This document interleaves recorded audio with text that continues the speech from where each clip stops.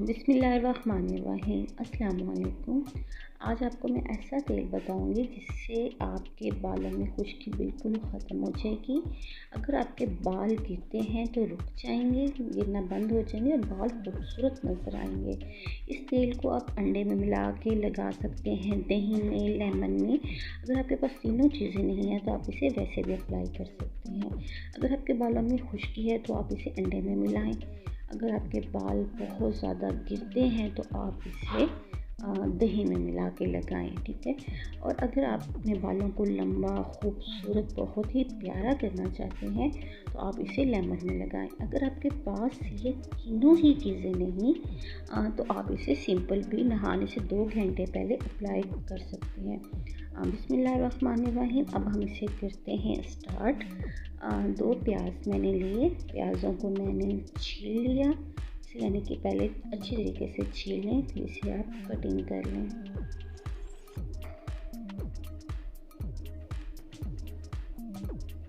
Cutting करने के बाद फिर हम इसे करेंगे ग्राइंड। ये देखिए जी, 2 प्याज हो गए। अब मैं इसे ग्राइंडर में डाल दूंगी।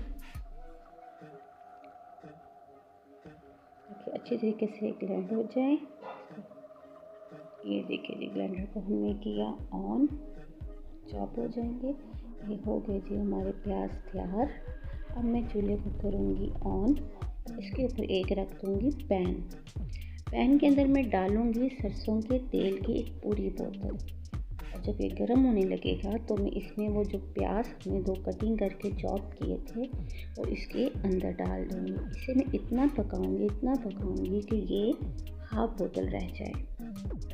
और जब ये ठंडा हो जाएगा, इसे यानी कि पक जाएगा, हाफ बोतल रह जाए तो ठंडा कर लें। ठंडा करने के बाद इसे आप कोई भी छन्नी ले लें और फिर इसे इसके अंदर छान लें, यानी कि इसे दबाते जाएं और इसे अच्छी तरीके से छान लें, ताकि जो प्याज हमने इसके अंदर पकाए थे वो बाहर निकाल लें। नहाने से 2 घंटे पहले आप अपने सर पे अप्लाई करें, आपके बाल बहुत ही खूबसूरत और प्यारे नज़र आएंगे। खुश्की, सिरकी सब कुछ ख़त्म हो जाएगा।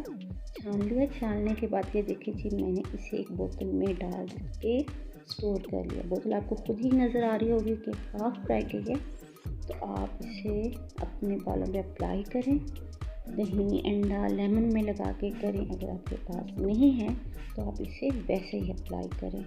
इंशाल्लाह सब कुछ ख़त्म हो जाएगा और आपके बाल खूबसूरत हो जाएंगे। अपनी दुआओं में याद रखें। अल्लाह हाफ़िज़।